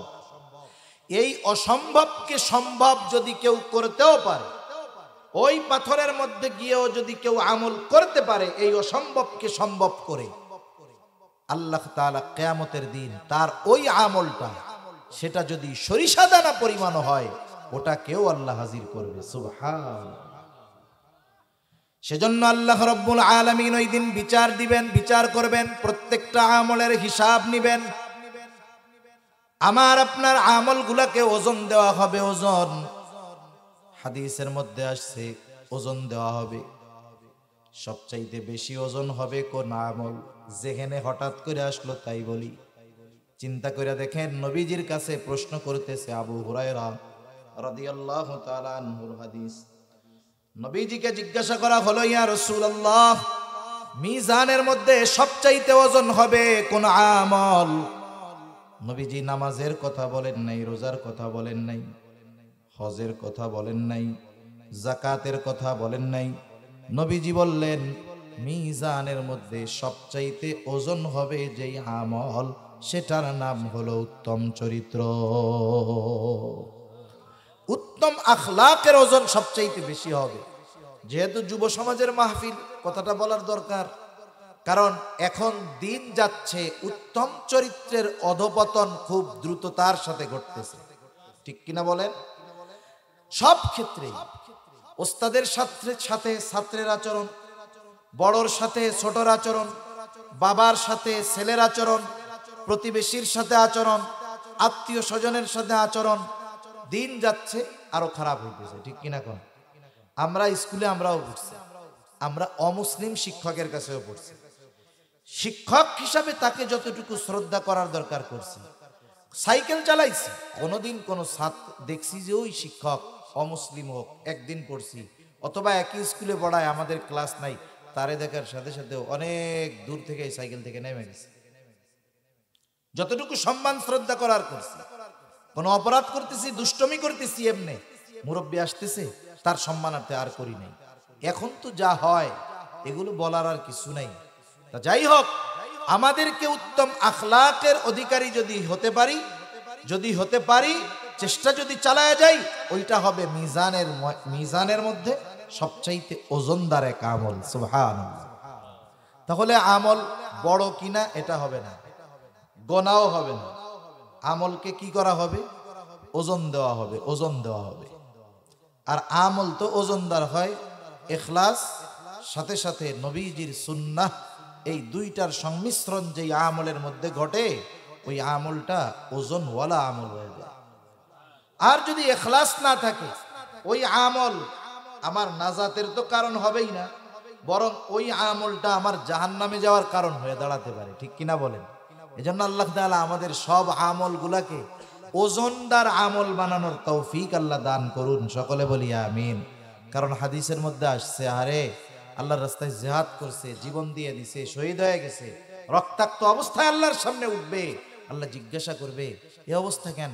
বলবে আল্লাহ দিন কায়েমের জন্য কাফেরের বিরুদ্ধে জিহাদ করতে করতে জীবন দিয়ে দিয়েছে। কেন করছিলা? উদ্দেশ্যটা কি? টার্গেট কি? কারণ যুদ্ধের ময়দানে, জিহাদের ময়দানে যদি কেউ যায়, এখানে যদি দল হাইরাও যায়, আল্লাহর কাছে জিজ্ঞাসাবাদ করবেন আল্লাহ তাআলা। জিতলেও অসুবিধা নাই, হারলেও অসুবিধা নাই, যদি খালি নিয়ত ঠিক থাকে, যুদ্ধ করতেছি কার জন্য? এজন্য আল্লাহর রাস্তায় যারা জিহাদ করে এরা কখনো হারে না, এরা মরলেও জয়ী, জিতলেও জয়ী। মনে করেন ওই যে যুদ্ধ করতেছে ইহুদিদের বিরুদ্ধে হামাস, এরা মরলেও জয়ী, জিতলেও জয়ী, সেজন্য ওরা মরতে ভয় পায় না। এজন্য গোটা দুনিয়ার সব শক্তি ওদের বিরুদ্ধে প্রয়োগ করা হচ্ছে, ওরা মাথা নিচু করে না, বলে মরলেও লাভ, জিতলেও লাভ। এখন দেখেন এটা কেন? এখন ইখলাস যদি না থাকে, এক্ষেত্রে তো মরলে আর লাভ নেই। আল্লাহর রাস্তায় জিহাদ করে জীবন দিছে, উদ্দেশ্য আল্লাহর সন্তুষ্টি না, উদ্দেশ্য ছিল যে আমারে মানুষ বীর বলবে, বাহাদুর বলবে, প্রশংসা করবে। এই জন্য এখন দেখেন আল্লাহ তাআলা বলবে, তুমি যে উদ্দেশ্যে যুদ্ধ করছো তা দুনিয়ায় পেয়ে গেছো, আমার তরফ থেকে কিছু নাই, তুমি চলে যাও, তোমার ঠিকানা জাহান্নাম। নাউজুবিল্লাহ। দান করবে দানশীল ব্যক্তি, আল্লাহ জিজ্ঞাসা করবে এত সম্পদ দিছি কি করছো? বলবে আল্লাহ দান করছি, এরে দিছি, ওরে দিছি, তারে দিছি, এই বানায় দিছি, সেই বানায় দিছি। কেন দিছো? বলবে আল্লাহ দিছি আপনার সন্তুষ্টির জন্য। আল্লাহ বলবে তোমার মনের খবর আমি জানি, তুমি দিছো যাতে তোমারে দানবীর বলে, তোমার প্রশংসা করে, যে জন্য দান করছো, দুনিয়ায় তো পেয়ে গেছে, যাও, আজকে কিছু নাই, ঠিকানা তোমার জাহান্নাম। আরে আলেমরে জিজ্ঞাসা করবে ইলম কেন শিখছো? কারিকে জিজ্ঞাসা করা হবে কোরআন কেন শিখছো? বলবে আল্লাহ আপনার সন্তুষ্টির জন্য। বলবে মিথ্যা কথা বলছো, তুমি কারি হইছো, আলেম হইছো, দুনিয়ার মানুষ তোমার তিলাওয়াতের প্রশংসা করবে, তোমারে বড় ওয়াইজ বলবে, বক্তা বলবে, মুফাসসিরে কোরআন বলবে, তোমার সুর শুনে মানুষ তোমার বাহবা দিবে। তুমি যে উদ্দেশ্যে ইলম অর্জন করছো, দুনিয়ায় তো পেয়ে গেছো, এখন কিচ্ছু নাই, তোমার ঠিকানা জাহান্নাম, চলে যাও জাহান্নামে। সেজন্য আমল ওজনদার হয় ইখলাস এবং সুন্নাতের কারণে। আল্লাহ তাআলা আমাদের সব আমলগুলো ইখলাসের সাথে করার তৌফিক দান করুন। আল্লাহ তাআলা ওজনের সময়ের কথা স্মরণ করে দিয়া বলেন, বান্দা ওই দিন ওজন হবে, বিচার হবে, ফালা তুযলামু নাফসুন শাইআ, কারো প্রতি ন্যূনতম জুলুম করা হবে না, অবিচার করা হবে না। ওয়া ইন কানা মিসকালা হাববাতিন মিন খারদালিন আতাইনা বিহা ওয়া কাফা বিনা হাসিবিন। সরিষা দানা পরিমাণ আমল যদি কেউ করে, আমল সহ তাকে হাজির করা হবে, হিসাব নেওয়া হবে। কাফা বিনা হাসিবিন, এই আলোকে কোন মুফাসসির বলেন মানুষকেও ওজন করা হবে, তার আমলকেও সাথে ওজন করা হবে। অবস্থাটা চিন্তা করে দেখেন কি হবে। যদি নেকের পাল্লাটা ভারী হয়ে যায় তাহলে তো সে সফল।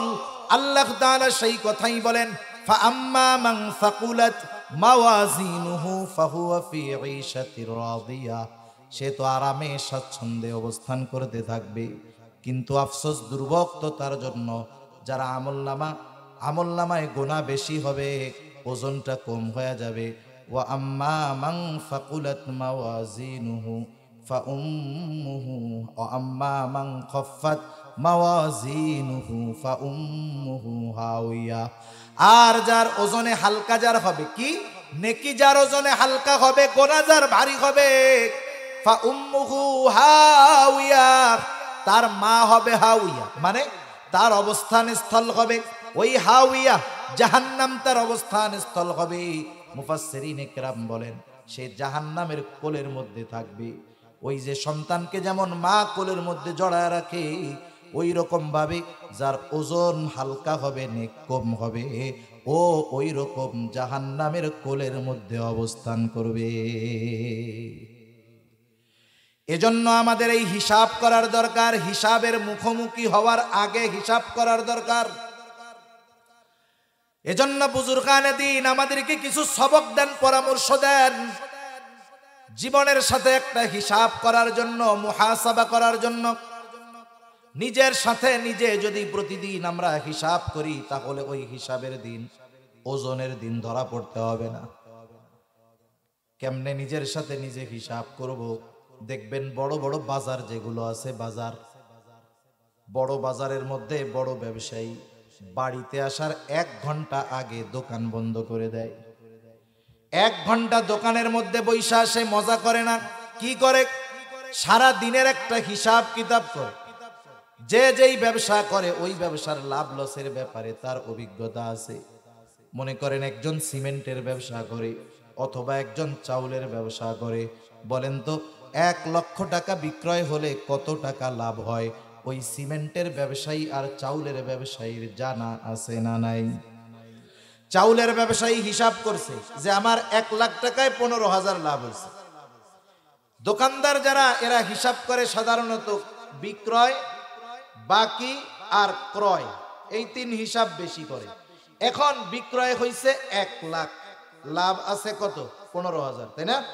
এখন দেখে বাকির খাতায় গেছে 20,000। বলেন তো আজকে লাভ পকেটে আছে নাকি আসল থেকে আরো 5,000 গেছে?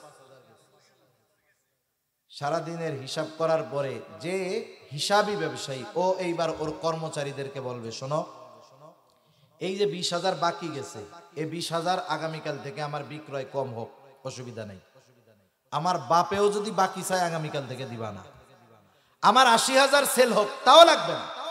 আমার 50,000 হোক, আমার 7,000 7,500 নগদ লাভ থাকলেই হইল। কারণ বাকির নাম ফাঁকি। যে অবস্থা, এ টাকা কবে উঠবে আল্লাহ জানে। আমি মরার পরে উঠবে কিনা সন্দেহ আছে। এখন আমার বাপ আইসাও আগামীকাল থেকে বাকি চাইলে বাকি দিবা না। এটা হলো ওই 1 ঘন্টা তথা সারা দিনের বেচা কিনার হিসাব নিকাশের সার নির্যাস কি, যে আগামীকাল থেকে আর বাকি দেওয়া হবে না।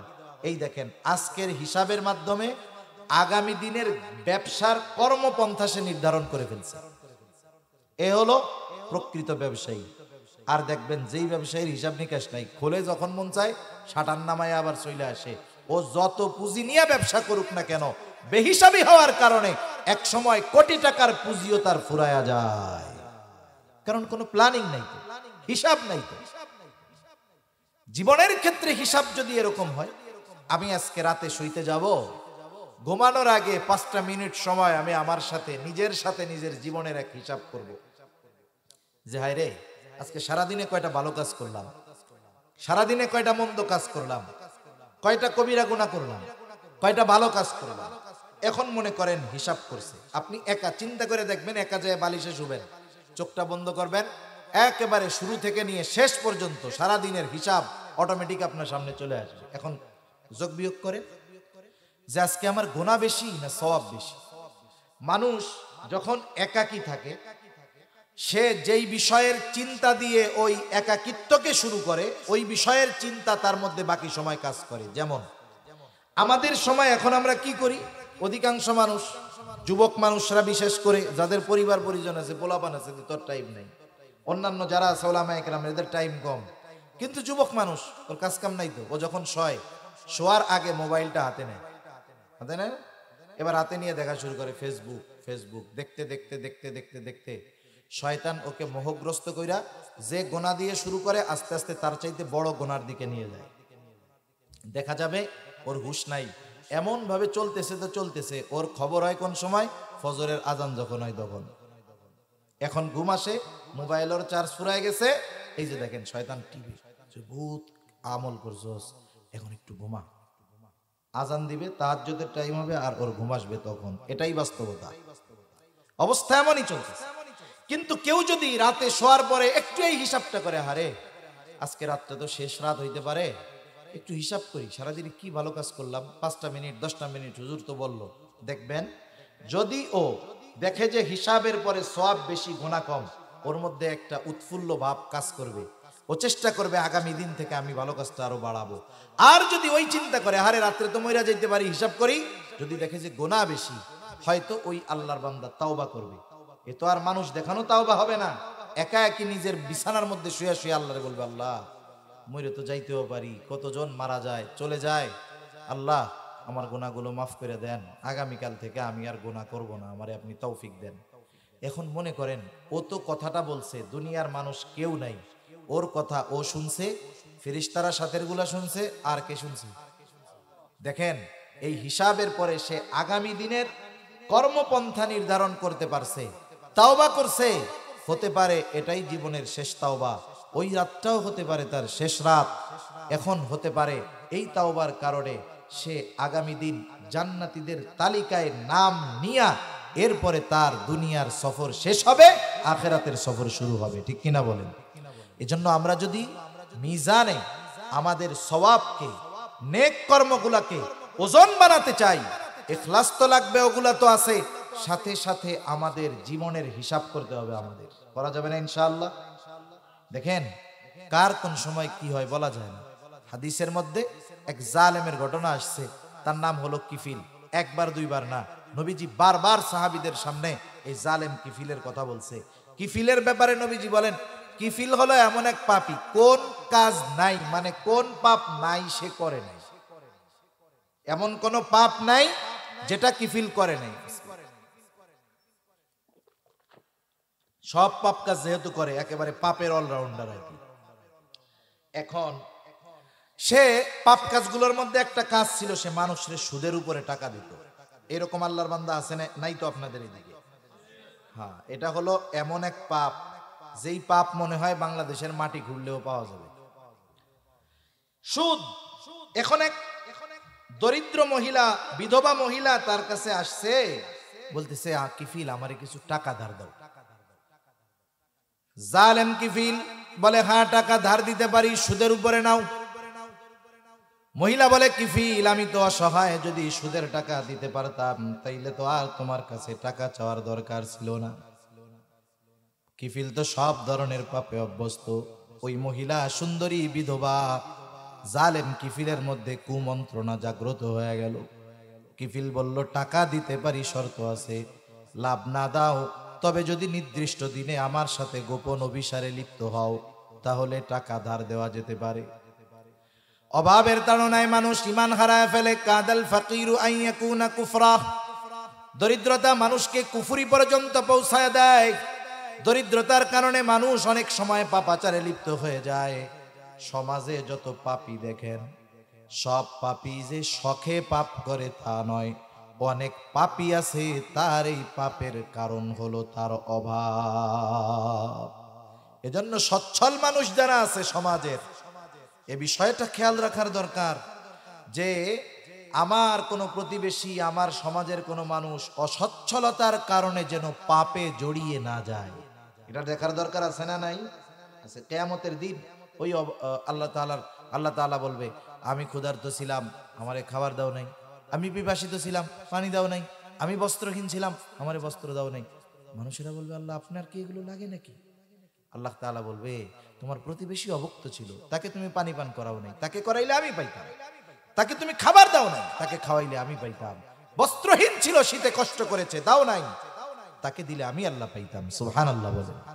এই জন্য যেহেতু যুবক ভাইয়েরা করছে, এর সাথে অনেক কর্মজীবী যুবক ভাইয়েরা আছে, প্রবাসী যুবক ভাইয়েরা আছে, আপনাদের কাছেও আমার বিশেষ করে এই একটা অনুরোধ থাকবে, একটা যুব সংগঠন শুধুমাত্র একটা মাহফিলের মধ্যেই সীমাবদ্ধ থাকলে হবে না, আমাদের সামাজিক কর্মকাণ্ডের মধ্যেও জড়িত হতে হবে, ঠিক কিনা বলেন? রাসূল সাল্লাল্লাহু আলাইহি ওয়াসাল্লামের সামাজিক কর্মকাণ্ডের জীবন যদি দেখেন, উনি সর্বোচ্চ সামাজিক ছিলেন। রাসূলুল্লাহ সাল্লাল্লাহু আলাইহি ওয়াসাল্লাম সমাজে অভাব দরিদ্রতার মধ্যে যারা ছিল তাদের সহযোগিতা করতেন। সেজন্য যুবক ভাইদের প্রতি অনুরোধ থাকবে, আপনাদের গ্রামে কমপক্ষে আপনারা খুঁজে খুঁজে দেখবেন যাদের এরকম অভাব আছে, অসচ্ছলতা আছে, মেয়েটার বিবাহ দিতে পারতেছে না, ছেলেটাকে দ্বীনি মাদ্রাসায় পড়াবে, শিক্ষা দিবে, পারতেছে না। যেহেতু আপনারা কর্মজীবী আছেন, প্রবাসী আছেন, আপনাদের ছোট ছোট সহযোগিতা ওই গরিবের বড় এক সহযোগিতায় পরিণত হবে, ঠিক কিনা বলে? আল্লাহ তাআলা উত্তম বিনিময় দিবে। খেদমতে খালক, মানুষের খেদমত, এটা বড় এক জিনিস, বড় এক জিনিস, যাতে আল্লাহ তাআলা অনেক খুশি হয়। তা জালেম কিফিল মহিলার কাছে যখন বলছে, দরিদ্রতার কারণে মহিলা অপারগতার কারণে স্বীকার করছে, বলে খা। নির্ধারিত দিনে জালেম কিফিল মহিলার কাছে হাজির। যখন সে তার কর্ম সম্পাদন করতে যাবে, একেবারে কাছে, মহিলা ভয়ে থরথর করে কাঁপতেছে।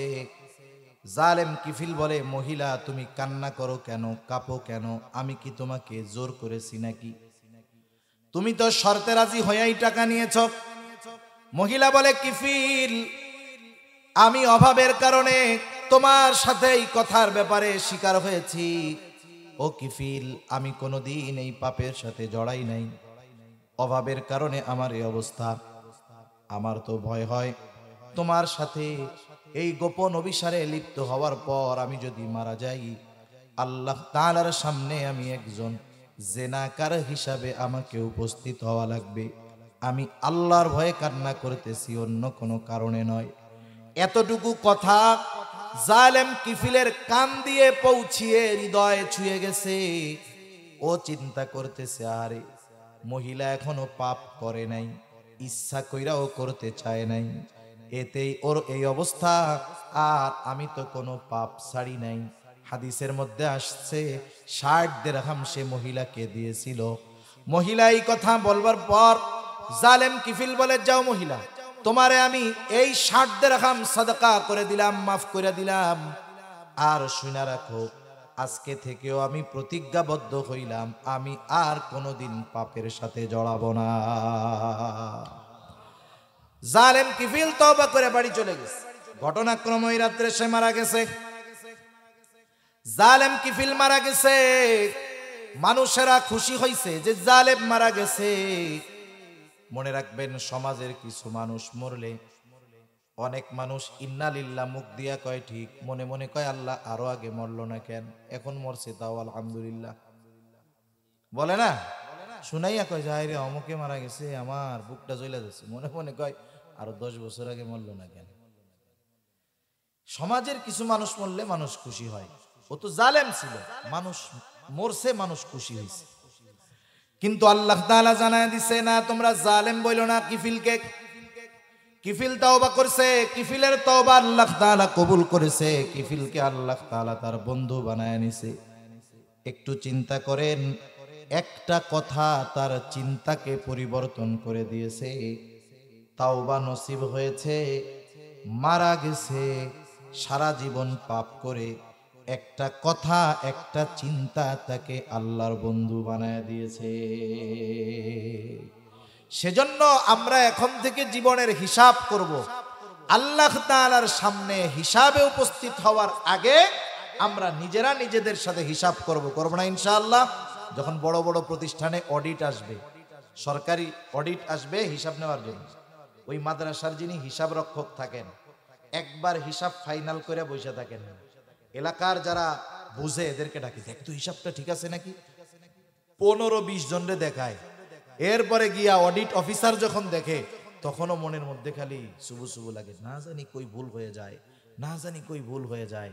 চিন্তা করে দেখেন, ওই মহাপ্রক্রমশালী যিনি সবার হিসাব নেওয়ার জন্য একাই যথেষ্ট, ওই মহান সত্তার সামনে আমার জীবনের হায়াতের হিসাব দেওয়ার আগে ওই হিসাব আমাকে নিজের কাছে নিজে বারবার দেওয়ার দরকার আছে না নাই? যদি দিতে পারি তাহলে আশা করি ওই যে মিজানে যখন ওজন হবে তখন অবশ্যই নেকের পাল্লা ভারী হবে ইনশাআল্লাহ। فأما من ثقلت موازينه فهو في عيشة راضية وأما من خفت موازينه فأمه هاوية। যারটা হালকা হবে তথা নেকের পাল্লা হালকা হবে, তার অবস্থান স্থল হবে হাওয়া। আল্লাহ তাআলা বলেন, ওয়ামা আদরাকা মা হিয়া, আপনাকে কে বলবে সেই হাওয়া এটা আবার কি? আল্লাহ তাআলা বলেন, নারুন হামিয়া,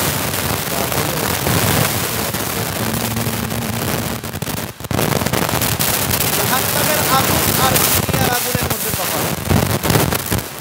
জাহান্নামের আগুন দুনিয়ার আগুন 70 গুণ বেশি।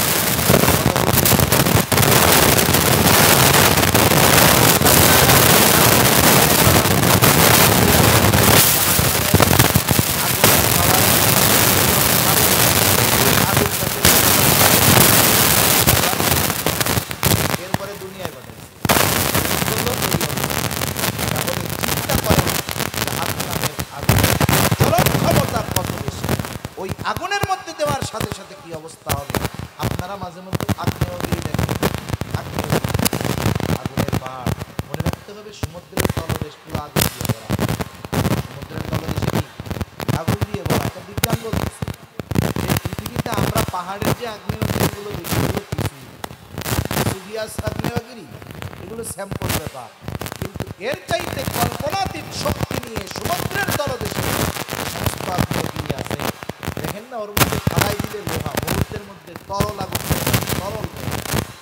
এগুলো দুনিয়ার আগুনের এই অবস্থা, তাইলে জাহান্নামের আগুনের অবস্থাটা কেমন হবে এটা একটু চিন্তা করে দেখেন। আর হাওয়া, এই আগুনের গর্তের মধ্যে এটা খুব গভীর হবে, উপর থেকে ফালাইয়া দিবে একেবারে তলদেশে যায় পৌঁছাতে হবে। ওখানে হবে এই ওজনে যাদের হালকা হবে, নেকের পাল্লা যাদের হালকা হবে তাদের এই পরিণতি, গুনার পাল্লা যাদের ভারী হবে তাদের হবে এই পরিণতি। এখন বলেন, আমরা যদি এই সূরাগুলার আলোকে, আসলে আরেকটা ব্যাপার হলো, এই যে কোরআনুল কারীমের শেষের দিকের সূরাগুলো, এগুলো আমরা নামাজে পড়ি, 15-20টা সূরা, এই সূরাগুলো কমপক্ষে ভালোমতো মুখস্থ করিয়া এগুলোর অনুবাদ জানা, ইমাম সাহেব ওলামা ইকরাম আছে এগুলোর একটু ব্যাখ্যা জানা। কারণ দেখেন, আপনি আমি যখন নামাজ পড়ি আর বুজুর্গানে দিন যখন নামাজ পড়ে, এদের নামাজের মধ্যে তফাৎ আছে। কেন তফাৎ হয়? ওনারা যখন সূরা ফাতিহা পড়ে বা কোনো সূরার আয়াত পড়ে, শব্দ পড়ে, প্রত্যেকটা শব্দ মুখে উচ্চারণের সাথে সাথে ওই শব্দের গোটা কথা জেহেনের মধ্যে চলে আসে। আল্লামা আনোয়ার শাহ কাশ্মীরি রহমাতুল্লাহি আলাইহি, নাম শুনছেন না আপনারা? উনি একবার একটা দেখলে 40 বছর মনে থাকতো। সুবহানাল্লাহ বলে, 40 বছর মনে থাকতো। উনি কিন্তু কোরআনে হাফেজ, কিন্তু কোরআনের কোন জায়গা বাকি নাই যে ওনার মুখস্থ। কথা বুঝতে পারছেন কেন এরকম হইতো? কারণ আমরা তো রিডিং পড়ে যাইতেছি ধুমছে। রোজার মাসে আমরা চিন্তা করি কে কয় খতম দিতে পারলাম, বুঝি আর না বুঝি যা হয় হোক। কিন্তু উনি শুধু একটা শব্দ পড়তেন না, ওই শব্দের গভীরে ঢুকে যাইতেন। কারণ আরো কথায় কথা তো আসে, আমাদের দেশে কিছু মিস্টার মৌলানা আসছে। মিস্টার মৌলানা চিনেন না? বুঝেন নাই? আরে আমাদের দেশের এই 40 বছর হাদিস পড়াইয়া হুজুর আহলে হাদিস হইতে পারেন, কিন্তু আমাদের দেশে বাংলা বইরা সূরা ফাতিহা শুদ্ধ নাই, উনি হয়ে হলো আহলে হাদিস শায়েখ। আছে না নাই? একটা জিনিস মনে রাখ, আপনি আমি কোরআন শরীফের তরজমা দেখা শুধু অর্থ দেখতে পারবো, মানুষ অনুবাদ পড়ে, অর্থ পড়ে, দেখে, ঠিক আছে অর্থ, কিন্তু শাব্দিক অর্থের সাথে সাথে ওই শব্দগুলোর একটা অন্তর্নিহিত অর্থ আছে। শাব্দিক অর্থ চোখ দিয়ে দেখা যায়, মুখ দিয়ে পড়া যায়, মুখ দিয়ে বলা যায়, কিন্তু ওই শব্দটার অন্তর্নিহিত অর্থ হৃদয় দিয়ে বুঝতে হয়। আর এটা বোঝার জন্য ওই শব্দ তথা ওই ভাষার পূর্ণ পাণ্ডিত্য অর্জন করতে হয়। হাদিসের কিতাবের ইবারত পড়ার আগে প্রায় 4-5 বছর, 5 বছরের কম হবে না, 5-6 বছর একেবারে আরবি সাহিত্য ব্যাকরণ নিয়ে পড়ার পরেও একজন আলেম বলতে পারে না যে আমি আরবি সাহিত্যে তথা আরবি ভাষার উপরে পূর্ণ পাণ্ডিত্য অর্জন করতে পারছি।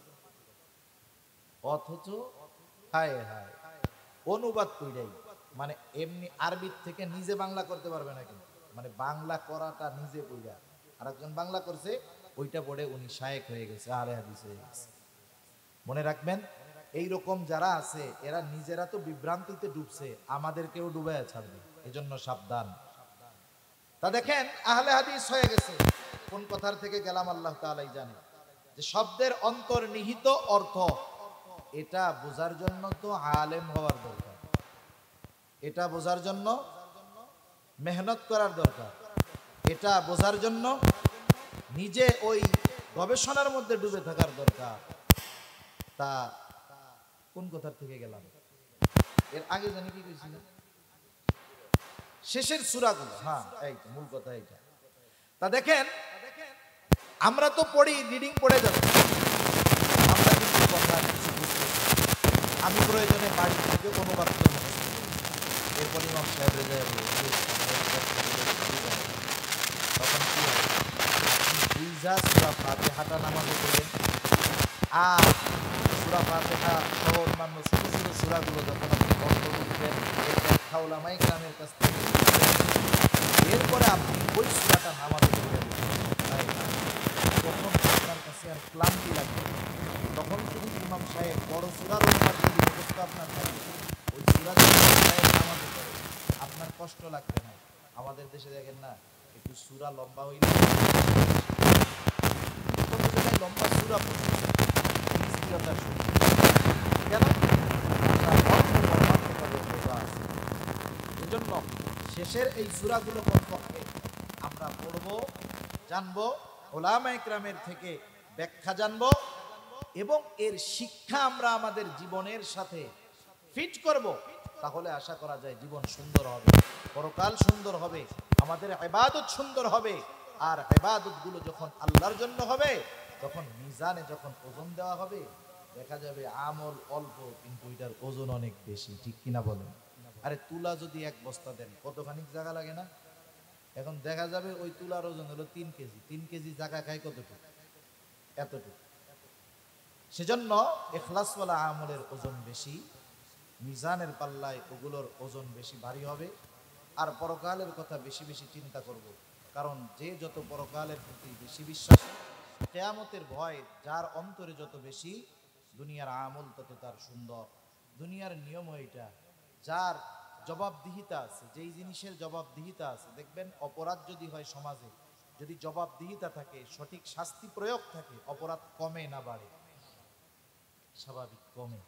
ওই রকম কিয়ামতের জবাবদিহিতার ভয় যাদের আছে, যে আমাকে আমার আল্লাহর সামনে দাঁড়াতে হবে, আমার কর্মের হিসাব আল্লাহ তাআলার সামনে আমাকে দিতে হবে, আমাকে ওই হাসরের ময়দানে একত্রিত করা হবে, এই চিন্তাগুলো যখন আসবে, তখন আমাদের জীবন পরিবর্তন হবে, আমল সুন্দর হবে, এবং আখেরাতে পরকাল সুন্দর হবে, জান্নাত আমাদের বাসস্থান হবে ইনশাআল্লাহ। আল্লাহ সুবহানাহু ওয়া তাআলা আমাদের সবাইকে সূরা আল কারিয়ার এই শিক্ষাগুলোকে সামনে নিয়ে আগামীর জীবনকে সুন্দর করার তৌফিক আল্লাহ দান করুন। সকলে বলি আমিন। ওয়া আখিরু দাওয়ানা আনিল হামদুলিল্লাহি রাব্বিল আলামিন। আসসালামু আলাইকুম ওয়া রাহমাতুল্লাহি ওয়া বারাকাতুহু।